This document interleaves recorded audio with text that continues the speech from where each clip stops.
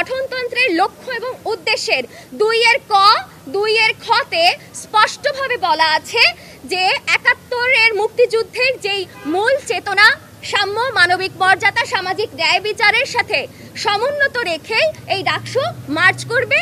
এবং খতে বলা আছে যে ৭১ পরবর্তী যে কোনো গণতান্ত্রিক আন্দোলন ২৪-এর গণ অভ্যুত্থানের যে স্পিরিট, সেই স্পিরিটের সাথে সামঞ্জস্যপূর্ণ হয়েই এই ডাকসু মার্চ করবে।